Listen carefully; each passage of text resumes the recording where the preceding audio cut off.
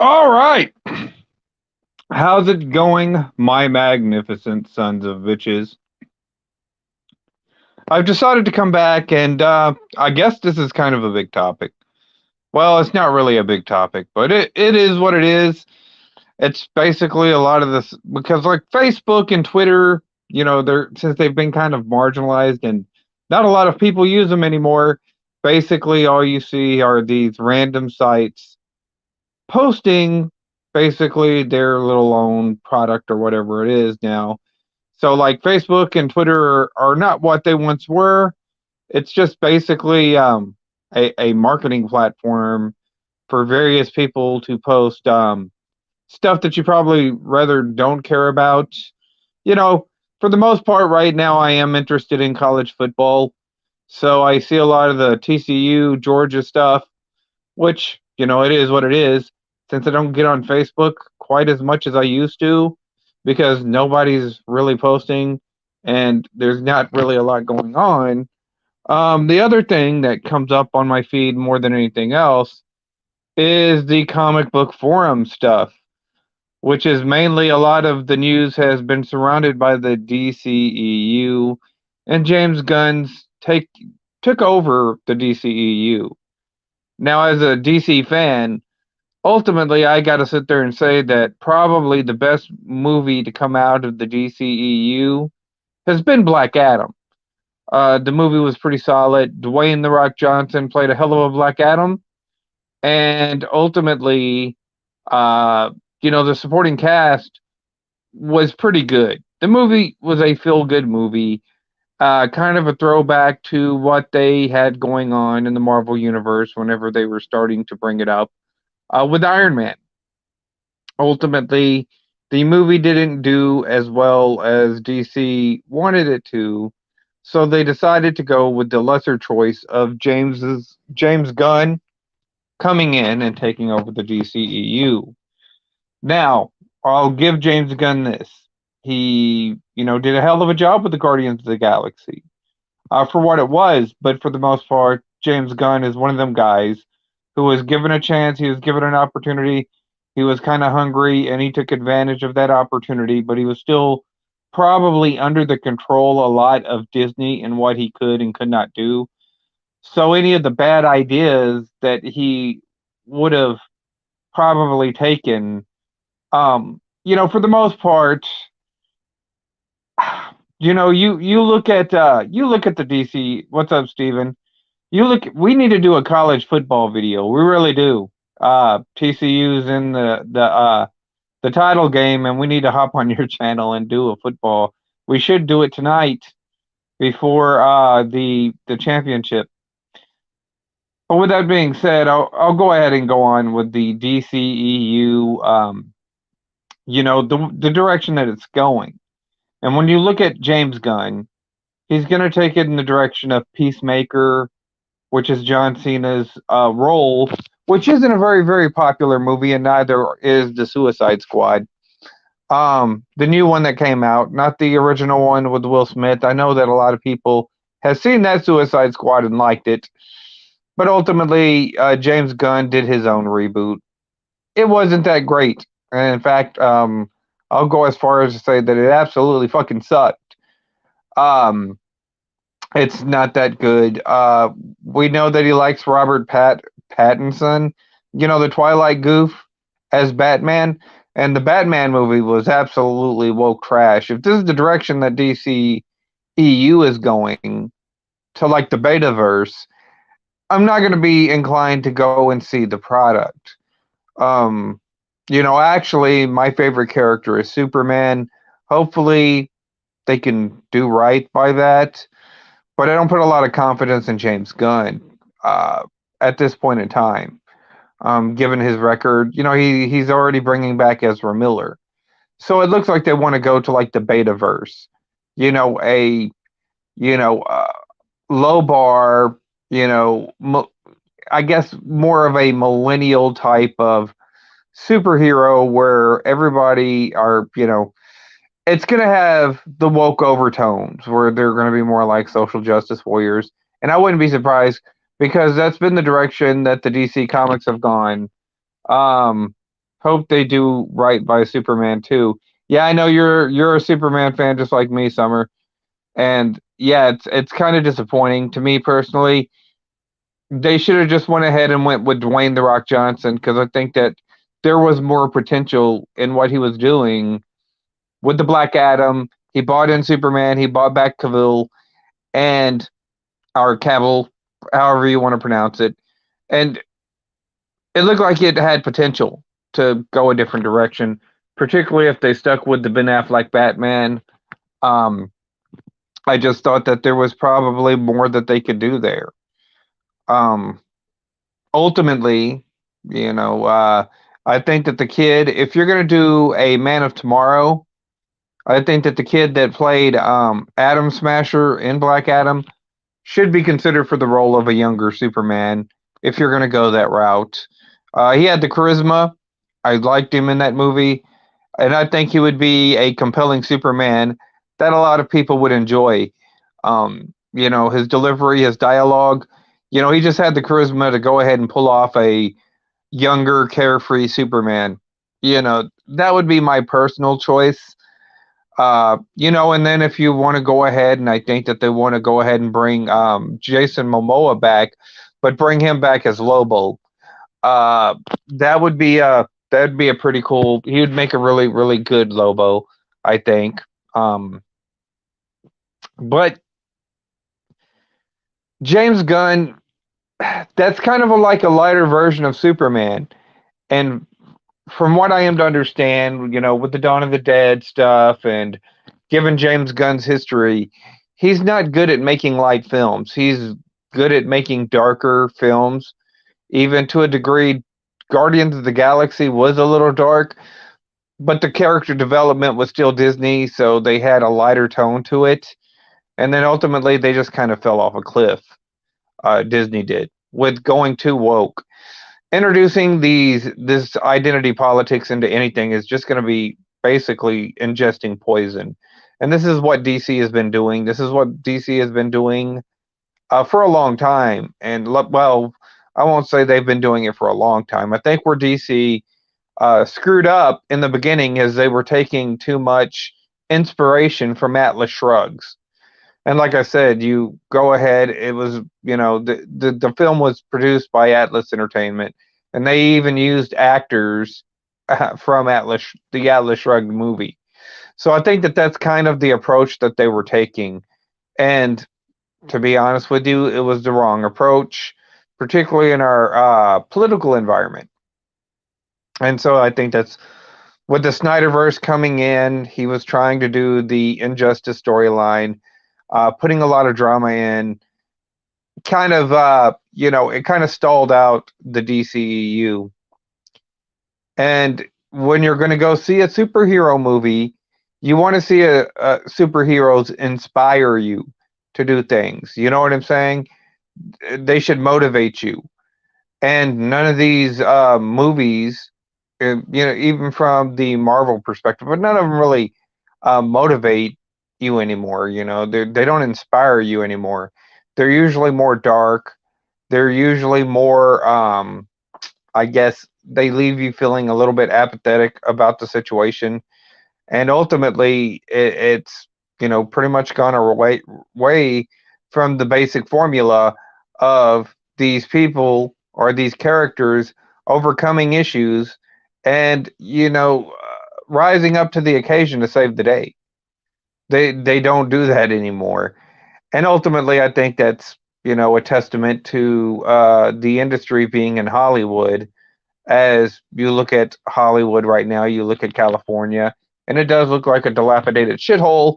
And so it's a lot of its projection from California. The commies have kind of ruined that state, and it does look like a despotic shithole. And ultimately, you can tell that through the film industries, where these films are not as entertaining as they once were. You could tell that by these platforms right here that censor anything that goes against their personal conjecture and whatnot, and their cathartic nature of living in their little communist fucking communes in California and in New York. pretty much anywhere where media is produced at this point in time, even social media. So we can kind of see the direction that the formula that DC is going with. And it's going with this woke, progressive, leftist, depressing narrative. And that's the direction I think James Gunn is going with. You look at, like I said, the Suicide Squad. Suicide Squad, the one with Will Smith, was a pretty good movie. It's a pretty solid movie. I liked it. I enjoyed it. It's one of the better DCEU movies. But then they had to reboot that, and it was just basically a sad piece of crap, pretty much. So, yeah. Well, I guess Stephen Rose is on YouTube now. But yeah, I don't have. Are they making a new woke man? Yeah, probably so. It'll probably be they'll probably get the guy that plays freaking Elvis to play Superman with his lipstick, and then they'll probably get freaking was that Robert Pattinson or whatever his name is, and they'll probably do an on-scene kiss or something, and that'll be Superman. But I'll be honest with you, if I was to sit there and cast it, like I said, I'd that Nick Sorrentino from Black Adam would be Superman. I would have Michael Rooker, since it is James Gunn, bring back Michael Rooker as Lex Luthor. Have him be Lex Luthor. He'd be the perfect Lex Luthor. The guy played Yondu on freaking Guardians of the Galaxy. Batman was pervert spying on Catwoman. He was a simp. You know what I'm saying? Yeah, he is pretty simpish. He was a pretty simpish Batman. And like I said, with his he flew off that building in a hefty bag, trying to escape the cops, which why he was in that building. Like I said, I can go through the freaking trash freaking the Batman movie and just point out everything that was horrible about that movie. But that's the direction that it looks like James Gunn wants to go. He'll probably go that way with Superman too, I expect. It will be lowering the bar basically for these characters to I don't know, I guess appease people who probably have no interest in comic books at the end of the day. Catwoman almost pulled a Me Too on Batman. That's basically what that movie was about. It was about freaking and the freaking storylines were just a freaking cop. They didn't even freaking. There was like diversity. We got diversity in this movie. Catwoman's this, and Batman's that, and all this shit. But they didn't have any diversity in the storylines. Batman was an orphan. Catwoman was an orphan. The Riddler was an orphan. It was just no diversity in storytelling whatsoever. But Lord knows they have to go ahead and put white face paint on white people to make sure you understand that they are white people trying to attack minorities on a train or something. The whole damn thing was just absolutely over the top, just cringy as hell. Don't be surprised in next Batman he goes to jail. Yeah, in his hefty bag. Freaking that he flew off. Well, or Snuggie. It was a bat Snuggie or something that he flew off the building on. Like I said, the movie looked generic. And I think that DC probably likes the Batman movies because they have to use, they could probably do them on a cheaper budget. They should get RoboCop because then they could really do it on a real cheap budget. But anyways, yeah, I just don't see, and nobody's excited right now for anything that DC is doing, especially with the return of Ezra Miller. Even outside of the allegations and all the stories and headlines that this man has made, he wasn't that good of a Flash. He wasn't. I mean, his dialogue was kind of, bland, and his delivery wasn't that great neither. So, I mean, I guess it is what it is. Have no fucking clue why Ezra Miller's coming back. I don't even know why they're still rolling forward with the Flash movie. I was kind of hoping they would go a different direction. I was kind of hoping they would go that Black Adam direction in storytelling, but no, it just falls flat. It's gonna be pretty horrible. I think it's gonna be pretty bad, and it's we'll wait and see. I guess if there's any excitement. I don't plan on watching the Flash movie. I know that much. So if they do the reboot, I'm not gonna sure how the hell. The Constantine movie would be a great starting point for the DCEU. I'd bring in Scott Adkins for Batman. I'd bring in Hugh Laurie, Dr. House as Alfred. The condescending type of tough love type of Alfred, and then have them two play off each other. I think would work pretty good, and then bring back Keanu Reeves as Constantine, and I guarantee you that you would have probably, it would be a great way to jumpstart your new DCEU because the Constantine series has an occult following now. YouTube streams started scrolling and cut out. By the way, I love the Flash. They should use Grant Gustin, who plays him on the show on TV. I'm waiting for Constantine too. Yeah, I don't know about that guy. I don't watch the little well, I was watching Titans, but that kind of got a little, over the top. Too much of a, I guess chick flick for me. So I stopped watching the Titans after it started to, go away from my type of series to a more soap opera based. Whenever they still had the badass characters in it, I liked it. And they still got some of my favorite characters, but I went away from it. But I don't watch a lot of the CW stuff. That was just one that they bought in Red Hood. They bought in Connor Kent. They bought in a Deathstroke, so I had to go back and watch all of those. But yeah, just here recently, it's just been like meh, kind of bland. Not for me. Yeah, but yeah, I'm waiting for the Constantine movie. I think that one should be the one where they start the DCEU again, not the Flash. I could probably do without the Flash movie. And if that Grant Gustin guy is a better Flash, then by all means go with that dude. But yeah, I don't know what they're gonna do right now. It's an utter mess, basically, and the DCEU is just going further and further down. You know, they're not even trying to compete anymore with Marvel. But it's not like Marvel's trying to compete anymore. They're lowering their bar, and if they if, I see all these people posting all this media and stuff like they're excited for Secret Wars, and then you have the people that are out there trying to recast Superman, and it's just kind of cringe at the end of the day. It's not good, especially the cast that Twitter's trying to put out there and suggest. If you're listening to Twitter to go ahead and try and promote your movie, if you're basing the opinions of the Twitter shills, then your franchise is probably not going to be that successful. You can go and ask that A&W Wrestling how successful Twitter has promoted their product.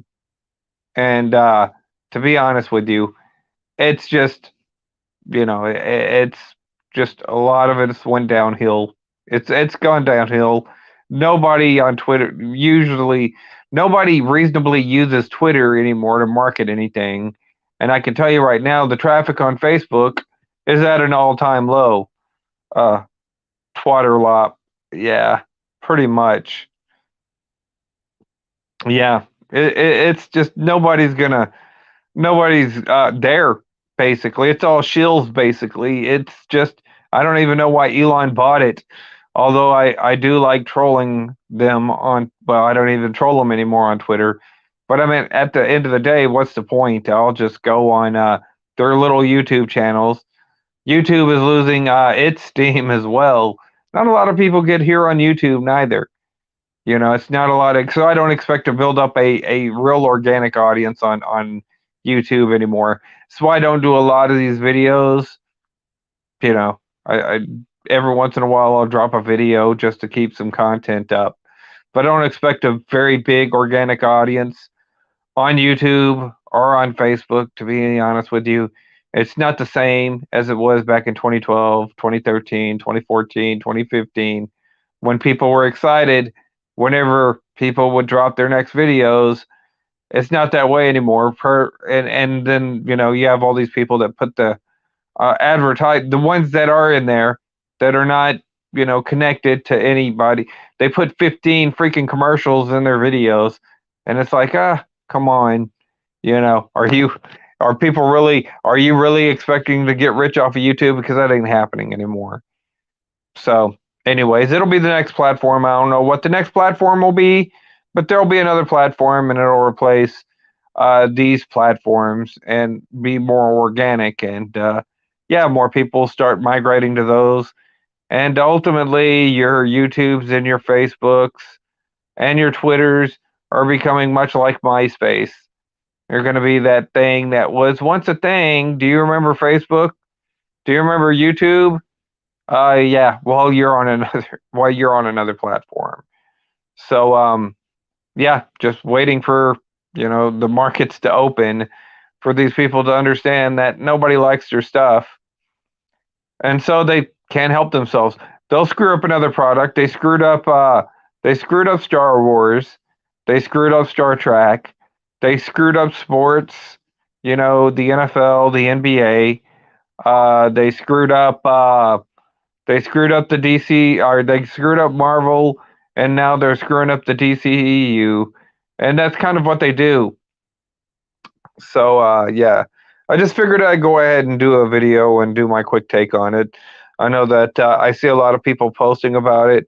I see, like I said, a lot of these shill accounts now taking over Facebook and just posting random shill news from their shill articles that really a lot of people don't even pay a lot of attention to. If you don't write it down in the comment section, I doubt I'm going to go ahead and look up the article. I'm probably not even going to read it because I know it's a waste of time. But if you write a comment, then I'll probably put my 2 cents in there.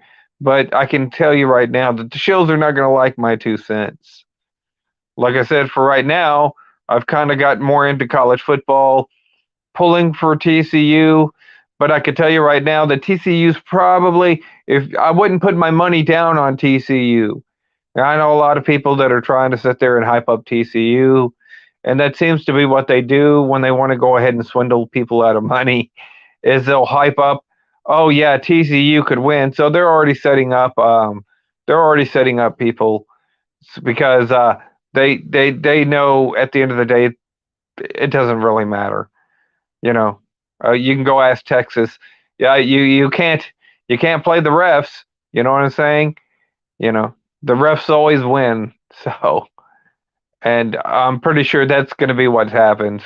Is they're setting up Texas Christian University to go ahead and they're trying to get everybody to bet on them because they're, first off, if TCU was going to win and it was going to be an upset, Georgia wouldn't be a 13-point favorite, and they're still a 13-point favorite. They wouldn't be a 13-point favorite. That just tells you all you need to know, that Georgia is going to win this game, because they would not make Georgia that much of a favorite. So, like I said, they may go ahead and keep it close until the end of the game to go ahead and stoke up people betting on TCU and getting the 13 points to go ahead and have Georgia like return an interception at the end of the game while they're up 7 and TCU's driving to go ahead and tie it up, to keep people invested in watching, because nobody really watches these games like they used to anymore.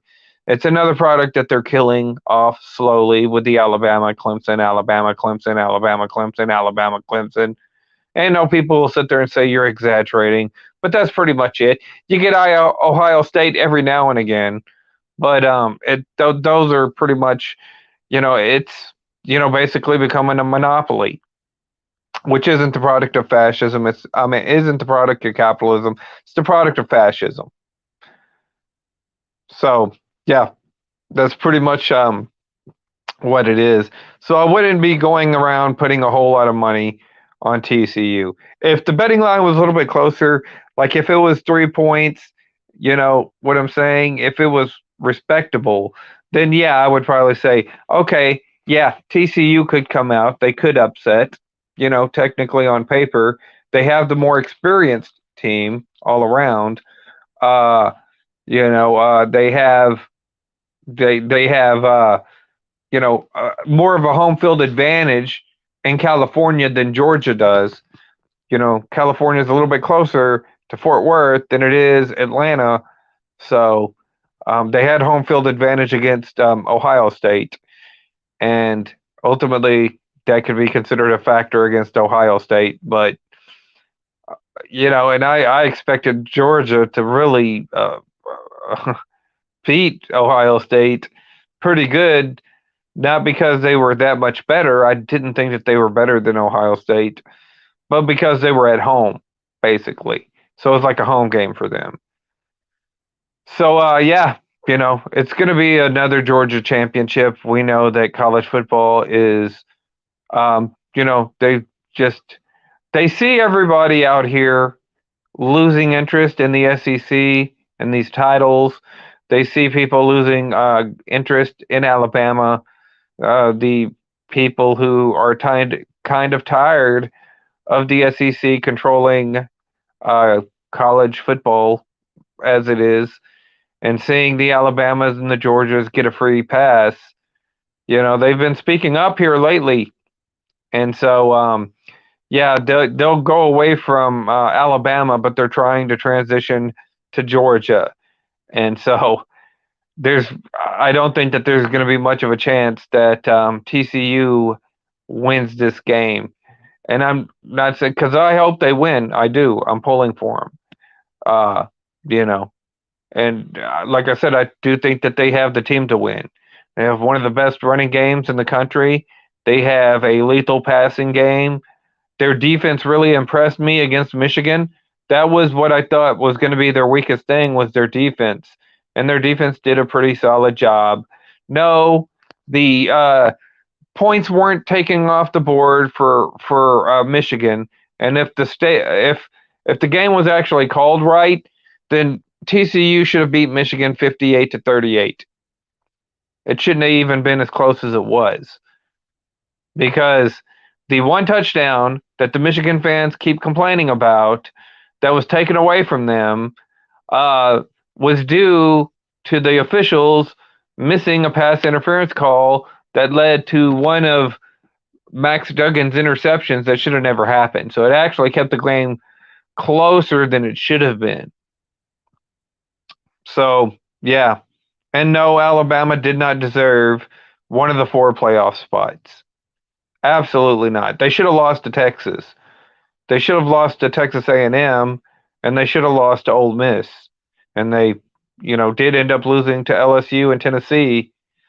So, yeah, which, you look at the preseason rankings in college football, and A&M was ranked in the top 10, Baylor was ranked in the top 10, and Oklahoma were ranked in the top 10, none of which even finished in the top 20. I don't even think any of them finished in the top 30.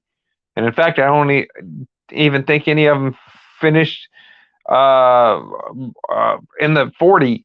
So it shows you that these sports analysts, these college football polls, are not doing their jobs whenever they're ranking teams with that many people. So yeah, that's it. What is?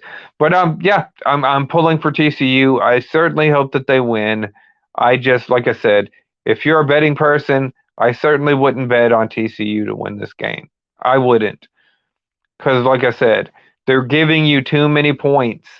They're giving you too many points for TCU to pull it out at all, you know. So they're already preparing for a dominant Georgia run. So Georgia will probably, like I said, at least win by 14. They may keep the game close. It may be closer than it looks. Like, at the end of the game, I said this in my last video, at the end of the game, it's 28-35. They've been pacing each other. TCU's been pacing it with Georgia. They're going to go back down. Fourth quarter, 2-minute drill. Max Duggan's driving it down. It looks like TCU is going to tie the game up and take it into overtime. And then all of a sudden he throws an interception. Georgia takes it back. I wouldn't be surprised, and beats TCU 42-28. That's probably what's going to happen. I expect that to happen. We'll see. We'll see if I'm a prophet. So, yeah, see if it's that predictable or not. But yeah. Anyways, yeah.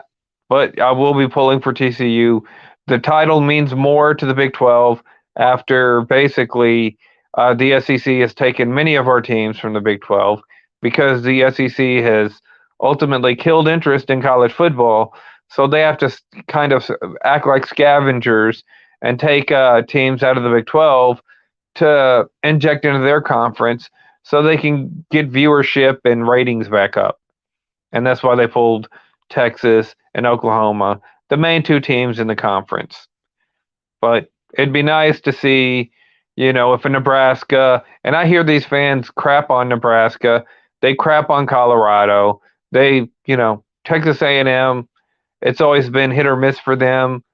Missouri, if they wanted to come back to the Big 12, that would be okay with me. You know what I'm saying? Texas is no longer here. Oklahoma's no longer here. I know A&M had a big problem with Texas, so maybe they jump back into the Big 12. Maybe Nebraska comes back later after they've had a lackluster run in the Big 10. Maybe Colorado comes back after they've had a lackluster run in the Big 12 or the Pac-12. What's up, man? We can easily see that happening in that game tomorrow. Yeah, and I fully expect that's going to be the ending of it.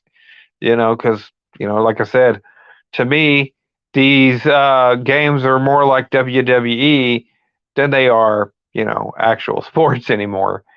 So, whenever you look at Vegas and the betting lines and the bookers and the stuff like that, we can kind of see, okay, these guys are going to make a run, and then, ultimately, Brock Lesnar over there is going to end up winning the title again. So, yeah, this is like, one of those runs where they build up a character just to make a team look dominant. And yeah, TCU, like I said, the Big 12 needs the title more than the SEC does.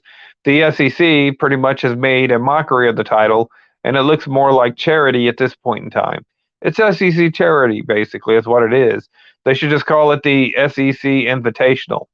And that's why other fans from other conferences really stop caring about college football. If TCU was Texas,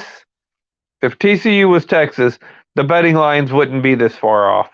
They'd be like, Texas is back, Texas is super, Texas is going to do all this stuff, and it would be like a 3-point, but they just don't even respect the fact that, TCU's got a pretty decent logo. TCU could have pretty decent branding, a hell of a lot better than like Alabama. That's kind of boring, but they're not going to go with TCU. So, anyways, I'm going to go ahead and wrap this video up. You people tell me what you think. You like, sub, do the shit YouTube tells me to do to get over. And for now, I'm out.